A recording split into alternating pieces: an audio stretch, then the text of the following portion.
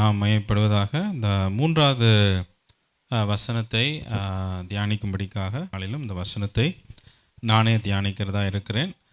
யோவான் 19:25 27 வசனங்கள். இயேசுவின் சிலுவையின் அருகே அவருடைய தாயும் அவருடைய தாயின் சகோதரி கிளியோப்பா மரியாளும் மகதலேனா மரியாளும் நின்று கொண்டிருந்தார்கள். அப்பொழுது இயேசு தம்முடைய தாயையும் அருகே நின்ற தமக்கு அன்பாயிருந்த சீஷனையும் கண்டு தம்முடைய தாயை நோக்கி, ஸ்திரீயே, அதோ உன் மகன் என்றார். பின்பு அந்த சீஷனை நோக்கி, அதோ உன் தாய் என்றார். அந்நேரம் முதல் அந்த சீஷன் அவளை தன்னிடமாய் ஏற்றுக்கொண்டான். அல்லேலூயா. கர்த்தர் நாம் மகிமைப்படுவதாக. இந்த நாளிலும் கூட இந்த வசனத்தை நம்ம தியானிக்கும் பொழுது இதிலிருந்து ஒரு 3 காரியங்களை மாத்திரம் நான் சொல்ல விரும்புகிறேன்.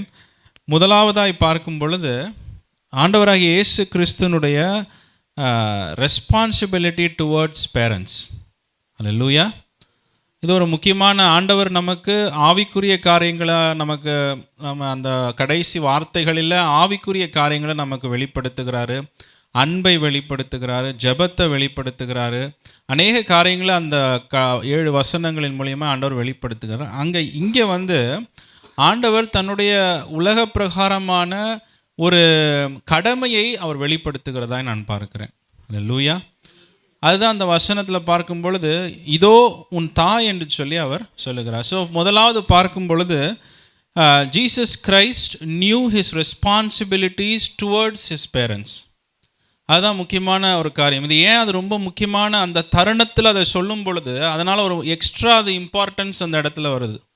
Why is it having extra importance when Jesus is saying this on the cross? அவரால் he could not even say breathe properly. அந்த நேரத்தில் அவரால் சரியால் சுவாசிக்க முடியலை. he could not drink anything. அவரால் பேச முடியலை. இப்படி பலவிதமான உடம்பெல்லாம் வலி வேதனையில் இருக்கும் பொழுது அவர் இப்படி ஒரு வார்த்தையை அவர் தன்னுடைய தாயை நோக்கி அவர் பேசுகிறார். அல்லேலூயா. ஸோ அப்போ அது இன்னும் கொஞ்சம் நமக்கு எக்ஸ்ட்ரா அதை நமக்கு அழுத்தி சொல்லப்படுகிற ஒரு காரியம். ஆண்டவராகிய இயேசு கிறிஸ்து எவ்வளவோ வேதனைகளில் கஷ்டங்களில் இருந்தாலும் he knew அந்த கடைசி தருணம் வரைக்கும், till his last breath, Jesus knew that he had a responsibility towards his mother. Hallelujah. அது அம்மாவாக இருக்கலாம், அப்பாவாக இருக்கலாம். பட் அந்த நேரத்தில் Jesus curd about his mother. Even in the most worst and the most difficult சுச்சுவேஷனில் ஹி ரிமெம்பர்ட் ஹிஸ் மதர். அல்லேலூயா. நல்ல நேரத்திலே பிள்ளைங்க நம்ம நினைக்கிறது கஷ்டம். இங்கே பார்க்கும் பொழுது Jesus has set a very big example for children, not just young children but also to us. நமக்கும் ஆண்டவர் அப்படி ஒரு எடுத்துக்காட்டை அவர் வைத்து சென்றிருக்கிறார். ஹல்லேலூயா. நம்ம குடும்பத்தில் எத்தனையோ பேர் இருந்தாலும், அப்போ பார்க்கும்போது மரியாளுக்கு எத்தனையோ புதல்வர்கள் இருந்தார்கள் என்று சொல்லி வேதம் கூறுகிறது. அவரோட கசின்ஸு மற்றவங்க எல்லாம் சிஸ்டர்ஸ்லாம் இருக்கிறதா வேதம் கூறுகிறது.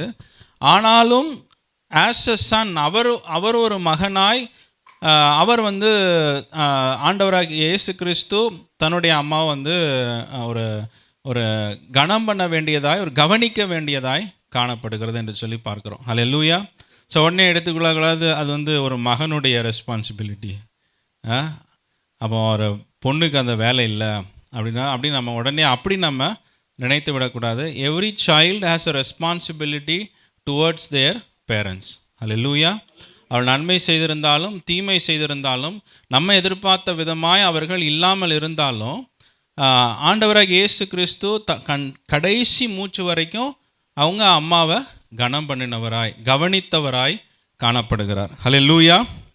இன்றைக்கி என்ன ஆகுது, அந்த பிள்ளை பார்க்கணும், இந்த பிள்ளை நினைக்க, இந்த பிள்ளை பார்க்கணும், அந்த பிள்ளை நினைக்க, கடைசியில் எந்த பிள்ளையும் பார்க்காம கடைசியில் நிற்கிற ஒரு சுச்சுவேஷனாக இருக்குது. அல்லேலூயா.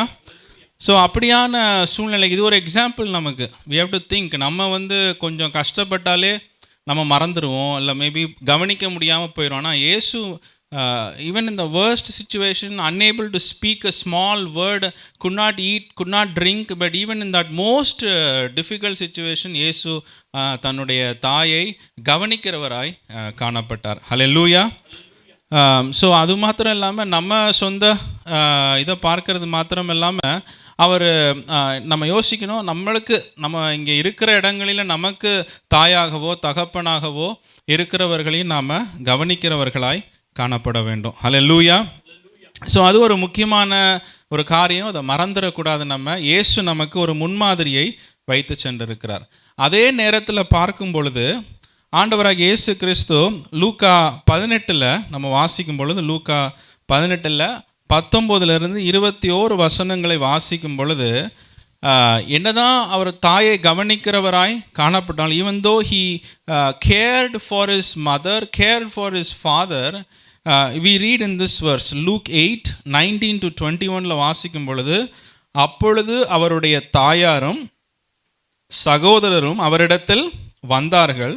ஜன கூட்டத்தினாலே அவர் அண்டையில் அவர்கள் சேரக்கூடாது இருந்தது. அப்பொழுது உம்முடைய தாயாரும் உம்முடைய சகோதரரும் உம்மை பார்க்க வேண்டும் என்று வெளியே நிற்கிறார்கள் என்று அவருக்கு அறிவித்தார்கள். அதற்கு அவர், தேவனுடைய வசனத்தை கேட்டு அதன்படி செய்கிறவர்களே எனக்கு தாயும் எனக்கு சகோதரருமாய் இருப்பார்கள் என்றார். Hallelujah. So at the same time Jesus knew the priority. எது அவருக்கு முக்கியம் என்று சொல்லி பார்க்கும் பொழுது, அவருக்கு தேவனுடைய ராஜ்யம் இம்பார்ட்டண்ட்டாக காணப்பட்டது. ஹல்லேலூயா. அதுக்காக அவங்க அப்பா அம்மாவை கனம் பண்ணல, கவனிக்கலை என்பது அர்த்தம் இல்லை. அவருக்கு அவங்க அந்த தேவனுடைய திட்டத்தை, தேவனுடைய வார்த்தைகளை கீழ்ப்படுகிறதுல அவர் அதை கொஞ்சம் மற்ற காரியத்திற்கு மேலாய் அவர் வைத்து செய்கிறவராய் காணப்பட்டார். ஹல்லேலூயா. ஸோ இந்த வசனத்தை பார்க்கும் பொழுது என்னதான் நமக்கு பூமியில் அநேக உறவுகள் காணப்பட்டாலும் இல்லாமல் இருந்தாலும், we need to give importance to God's word. தேவனுடைய ஆலயத்திற்கு, தேவனுடைய ராஜ்யத்திற்கு, தேவனுடைய சித்தத்திற்கு முக்கியத்துவம் கொடுக்கிறவர்களாய் காணப்படணும். ஹல்லேலூயா. ஒரு வசனத்தை வாசிக்கும் பொழுது, ஒரு பெரிய பந்திக்கு ஒரு மனிதன் ஆட்களை அழைக்கிறார் இல்லையா? அழைக்கும் பொழுது ஒவ்வொருத்தரும் ஒரு காரணத்தை சொல்கிறாங்க வர முடியாததற்கு. அதற்கு ஒருத்தன் சொல்கிறான், லூக்கா 14வது அதிகாரத்தில், லூக்கா 14வது அதிகாரத்தில் 20வது வசனம் என்று சொல்லி நினைக்கிறேன். யாராவது ஒருத்தர் வாசிக்கிறீங்களா? லூக் 14:20.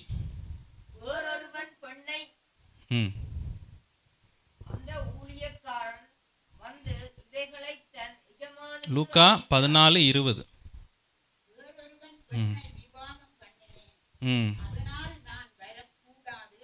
ஆமென், ஆமென். ஹல்லேலூயா.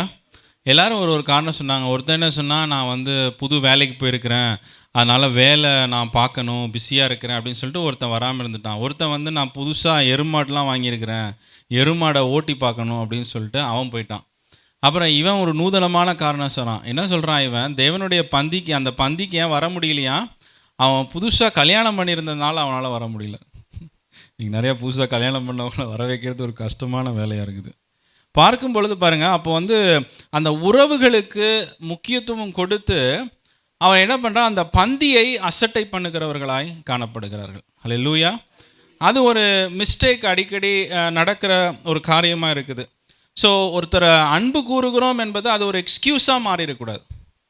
புரியுதில்ல? நம்ம ஒருத்தரை அன்பு கூறுகிறோம் என்பதற்காக தேவனை நம்ம கனவீனமாய், தேவனை அசட்டை பண்ணுகிறவர்களாய் நம்ம இருக்கணும்னு அவசியம் கிடையாது. ஹல்லேலூயா. ஆண்டவராக இயேசு கிறிஸ்து அவங்க அம்மாவை என்னதான் கவனித்து அன்பு கூறினாலும் அவருக்கு தெரியும், எல்லாவற்றுக்கும் மேலாய் நான் என் பிதாவை நான் கனம் பண்ண வேண்டும் என்பதை அவர் அறிந்திருக்கிறார். ஹல்லேலூயா. ஸோ இன்றைக்கி அநேகர் பார்க்கும் பொழுது இதை ஒரு ப்ரையாரிட்டியாக குடும்பத்தை கவனிக்கிறது, பிள்ளைகளை கவனிக்கிறது, அதனால் ஆலயத்துக்கு வராமல், இதுக்கு வராமல், அப்படி பண்ணாமல் சில அநேக காரியங்கள் நடப்பது உண்டு.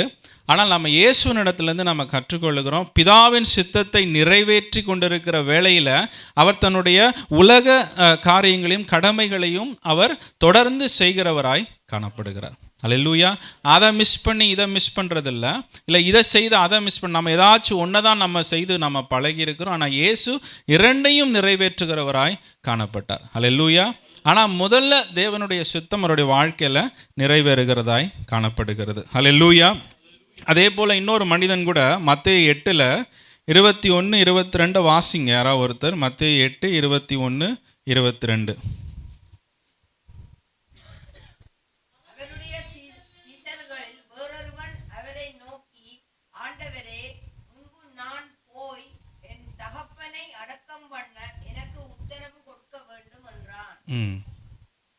அதற்கு இயேசு, மரித்தோர் தங்கள் மரித்தோரை அடக்கம் பண்ணட்டும், நீ என்னை பின்பற்றி வா என்றார். ஆமென், ஆமென், ஹல்லேலூயா. இதை பார்க்கும்போது அநேகர் என்னன்னா வந்துட்டு தாயையும் தகப்பனையும் அதிகமாக கனம் பண்ணுவாங்க. ஆனால் தேவனுக்கு அடுத்த காரியங்களை செய்கிறத கோட்டை விட்டுறாங்க. எப்படின்னா அது ஏன் அதை அப்படி செய்கிறாங்கன்னு பார்க்கும்பொழுது நான் யோசித்து பார்த்தேன், ஏன் அப்படி செய்கிறாங்க, ஏன் அவங்களுக்கு புரிய மாட்டுது. ஆண்டவரை முதல்ல கனம் பண்ணணும், பேரண்ட்ஸ் அதற்கு அப்புறமா நம்ம கனம் பண்ணணும். 10 கட்டளைகளில் ஆண்டவர் 4வது கட்டளையாய் உன் தகப்பனையும் தாய் நீ கனம் பண்ணுவாய்ன்றாரு. ஏன் முதல் 2 கட்டளை ஆண்டவரை நீ கனம் பண்ணணும்னு வேதம் கூறுகிறது, அது ஏன் அவங்களுக்கு புரிய மாட்டுது, அந்த ஆர்டர் ஏன் புரிய மாட்டுது அப்படின்னு சொல்லி பார்க்கும்பொழுது முக்கால்வாசி நேரம் என்ன நடக்குதுன்னா அவர்கள் வேதத்தை வாசிக்காததுனால நடக்குது. எப்படி ஒரு குருடன் ஒரு 6 குருடங்க இருந்தாங்களாம், அவங்க அப்படியே யானையை தொட்டு பார்க்குறாங்க. ஒருத்தன் யானையுடைய பாடியை தொடுறான், அவன் சொல்கிறான் இது நல்ல ஒரு செவுரு மாதிரி இருக்கிற ஒரு இதாக இருக்குது அப்படின்றான். இன்னொருத்தன் அதோட காலை தொட்டுட்டு சொல்கிறான் இது தூண் மாதிரி இருக்கிற ஒரு அனிமலாக இருக்குது. இன்னொருத்தன் வாழை தொட்டுட்டு சொல்கிறான் இது ஒரு சின்ன இன்னும் ஒரு சின்ன கயிறு மாதிரி இருக்குது அப்படின்னு சொல்கிறான். இப்போ பார்க்கும்பொழுது 6 குருடங்களும் அதே ஒரே எலஃபெண்ட்டை பார்த்துட்டு 6 விதமான ஒப்பீனியன்ஸ் தராங்க. அதுபோல தான் இந்த வேத வசனத்தை வாசிக்காததுனால 10 கட்டளைகளில் 4வது கட்டளை தான் வேதம் கூறுது, honour your father and mother for this is a blessing for யூன்னு சொல்லி வேதம் கூறுகிறது. ஆனால் ஃபஸ்ட்டு 2 வசனம் என்ன கூறுகிறது, நீ உன்னை தேவனை நீ கனம் பண்ணணும் என்பதை வேதம் நமக்கு கற்றுக் கொடுக்கிறது. அல்லேலூயா. ஸோ பிரியமானவர்களே, அந்த ஆர்டரை நம்ம சரியாய் தெரிந்து கொள்ளணும். அதனால தான் ஆண்டவர் கரெக்டாக 10 கட்டளையும் நம்பர் போட்டு ஒரு ஆர்டரில் ஆண்டவர் நமக்கு அதை எழுதி கொடுத்துருக்கிறார். அல்லேலூயா. இதை ஆர்டரில் எழுதி கொடுத்துமே சிலருக்கு அந்த ஆர்டர் புரியல. Alleluia. So we need to care for our parents, but we need to make sure that we are honoring God more than our parents. Hallelujah. அதுதான் ஒரு முக்கியமான ஒரு காரியமாய் காணப்படுகிறது. கடைசியாய் ஒரே ஒரு காரியம், ஆண்டவராக இயேசு கிறிஸ்து 3ஆவதான ஒரே ஒரு பாயிண்ட்டை அதில் நமக்கு கற்றுக் கொடுக்கிறார். என்னென்று சொல்லி பார்க்கும் பொழுது இங்கே யோவானை குறித்து வேத வசனம் கூறுகிறது. கரெக்டாக யார்கிட்ட சொல்கிறார் இதோ உன் தாயின்னு? யோவான்கிட்ட ஆண்டவர் சொல்கிறத நம்ம பார்க்குறோம். அப்போ நம்ம என்ன அதிலிருந்து எடுத்துக்கொள்ளுகிற ஒரு காரியம், we have responsibility towards others family also. அல்லேலூயா. எங்கள் அப்பா அம்மாவை மட்டும் நான் கவனிப்பேன், என் ஒய்ஃப் அப்பா அம்மாவை நான் விட்டுருவேன். இல்லை என் ஒய்ஃப் அப்பா அம்மாவை மட்டும் நான் கவனிப்பேன், எங்கள் அம்மா அப்பாவை நான் விட்டுருவேன். இல்லை மற்றவருடைய பேரண்ட்ஸாக இருக்கிறவரும் அந்த ஏஜில் இருக்கிறவங்கள நான் அந்த அளவுக்கு மரியாதை செலுத்த மாட்டேன், அந்த அளவுக்கு நான் கனம் பண்ண மாட்டேன் அப்படின்னு நம்ம நினைக்கிறதே இந்த வசனத்தின் மூலியமாக நம்ம கற்றுக்கொள்ளுகிறக்கான யோவான் மரியாளை தன்னுடைய தாயாய் அவன் ஏற்றுக்கொள்ளுகிறான். அல்லேலூயா. அந்த ட்ரெடிஷன் என்ன சொல்லுதுன்னா, அவன் கடைசி நாள் வரைக்கும் மரியாள் அவங்க கூட தான் இருந்தாராம். அப்படி தான் ட்ரெடிஷன்ஸ்லாம் வேத அந்த எழுதி வைத்திருக்கிறாங்க. அவனோட பெத்த பிள்ளைங்களோடு கூட மரியாள் இல்லை. யார் ஆண்டவராக இயேசு கிறிஸ்து கை காட்டினாரோ, இதோ உன் தாயின்னு கை காட்டினாரோ, இதோ உன் மகன்னு கை காட்டினாரோ, அவளோடு கூட தான் கடைசி வரைக்கும் மரியாள் இருந்ததாக ட்ரெடிஷன் சொல்லுகிறது. அல்லேலூயா. இந்த ஒரு வசனத்தை வாசிக்கிறேன். 1 தீமோத்தேயு 5ஆவது அதிகாரம் 1-2 வசனங்கள் நல்லா கவனிங்க. முதிர் வயது உள்ளவனை கடிந்து கொள்ளாமலும் அவனை தகப்பனைப் போலவும் பாலிய புருஷரை சகோதரரைப் போலவும் முதிர் வயதுள்ள ஸ்திரீகளை தாய்களைப் போலவும் பாலிய ஸ்திரீகளை எல்லா கற்புடன் சகோதரிகளைப் போலவும் பாவித்து புத்தி சொல்லு. பவுல் தீமோத்தேயுக்கு சொல்கிறார். என்ன சொல்கிறார் இங்கே? என்ன சொல்கிறாரு? முதிர் வயது உள்ளவனை கடிந்து கொள்ளாமல் அவனை எப்படி நடத்தணுமா? வசனம் இருக்கா? 1 தீமோத்தி 5:1 அவனை தகப்பனைப் போலவும் பாலிய புருஷரை சகோதரரைப் போலவும் முதிர் வயதுள்ள ஸ்திரீகளை தாய்களைப் போலவும் பாலிய ஸ்திரீகளை எல்லா கற்புடன் சகோதரிகளைப் போலவும் பாவித்து புத்தி சொல்லு. ஒரு அருமையான ஒரு ஆலோசனையை பவுல் தீமோத்திக்கு சொல்கிறார். என்ன சொல்கிறாரு? சபையில் இருக்கிறவங்களை நீ தான் போதகர், நீ தான் ஆவிக்குரிய இதில் மூத்தவனாக இருந்தாலும் நீ புத்தி சொல்லும் பொழுது அவங்கள ஒரு பேரண்ட்ஸாக ட்ரீட் பண்ணணுமா? அல்லேலூயா. ஒரு அப்பா அம்மாவை போல் நீ நடத்தணும். உன் சகோதரிகளைப் போல் நடத்தணும். அல்லேலூயா. இன்றைக்கி அநேக நேரத்தில் இதுதான் நம்மளுக்கு ஒரு சேலஞ்சாக இருக்குது. நம்ம என்னென்னா நம்ம பேரண்ட்ஸை நல்லா நம்ம கனம் பண்ணுகிறவர்களாக இருக்கலாம், கேர் பண்ணுறவர்களாக இருக்கலாம். பட் மற்றவர்கள் அதே ஏஜ் குரூப்பில் இன்னொருத்தங்க இருப்பாங்க, அவங்கள நம்ம கொஞ்சம் அலட்சியமாக நடத்துகிறது. நம்ம பிரதர்ஸ் சிஸ்டர்ஸ்னால் நம்ம அவங்கள நல்லா போய் அவங்கள வெல்கம் பண்ணி அவங்கள ஹக் பண்ணி நம்ம பேசுவோம். இன்னொரு சிஸ்டர் இருக்கிறாங்கன்னா, இன்னொரு பிரதர் இருக்கிறாங்கன்னா அவங்கள நாம் என்ன பண்ணுறதில்ல, ஒரு அலட்சியமாய் நம்ம நடத்துகிறோம். அல்லேலூயா. அது செய்கிறோன்னு சொல்லலை, ஆனால் வேத வசனம் அப்படி சொல்லுகிறது. நம்ம எப்படி நடத்தணும், நம்ம எப்படி சபையில் எப்படி பழகணும். அதுக்காக நீங்கள் உங்கள் வீட்டில் நடக்கிற எல்லா ஃபங்க்ஷனுக்கும் என்னையை கூப்பிடுங்க அப்படின்னு நான் சொல்லலை. இல்லை, இங்கே இருக்கிற எல்லாரையும் நீங்கள் எல்லா ஃபங்க்ஷனுக்கும், உங்கள் வீட்டில் நடக்கிற எல்லா ஃபங்க்ஷனுக்கும் கூப்பிட்டா தான் நீங்கள் உண்மையாகவே அவங்கள சகோதரலாம் இல்லை தகப்பன் தாயாடு அப்படி இல்லை. வர இடத்துல நாம் என்ன பண்ணணும், அவர்களை அப்படியாய் ஒரு உணர்வோடு கூட நாம் நடத்துகிறவர்களாய் காணப்படணும். அல்லேலூயா. டோரை திறந்து விடுங்க. பேசலாம். அல்லேலூயா. ஸோ பிரியமானவர்களே, இந்த காரியத்தை நீங்கள் நினைவில் வைத்து நீங்கள் செய்யும் பொழுது ஆண்டவர் எப்படி யோவான் தன் ஆண்டவராக இயேசு கிறிஸ்துனுடைய தாயை சொந்த தாயாய் எடுத்து கடைசி வரைக்கும் அவங்க தாயை நடத்தினவராய் காணப்படுகிறார். அல்லேலூயா. அப்போ நீங்களும் நானும் அதே விதமாய் அந்த பொறுப்போடு கூட நாம் செய்கிற மக்களாய் காணப்பட வேண்டும். அல்லேலூயா. ஸோ இந்த 3 காரியங்கள் தான் ஆண்டவராகிய இயேசு கிறிஸ்துனுடைய அந்த சிலுவையில் இருக்கும் பொழுது இயேசு பேசின அந்த வார்த்தையிலிருந்து கற்றுக்கொள்ளுகிற ஒரு 3 காரியங்கள். அல்லேலூயா. We have to care for our parents no matter how difficult our situations are. நம்மளுக்கு சில நேரத்தில் வேலையில் பிஸியாக இருக்கும், நேரம் இல்லாமல் இருக்கும். But we have to call them, we have to talk to them. அவர்களுக்கு என்ன தேவை என்பதை கேட்டு புரிந்து செய்கிறவர்களாய் காணப்படணும்.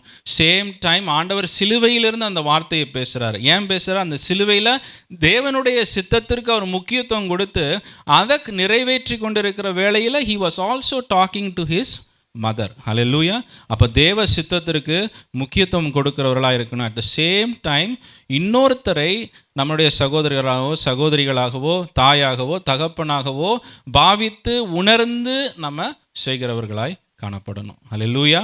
இந்த 3 காரியங்களை கர்த்தர் இந்த வசனத்தின் மூலியமாய் நமக்கு நினைப்பூட்டுகிறவராய் இருக்கிறார். அல்லேலூயா.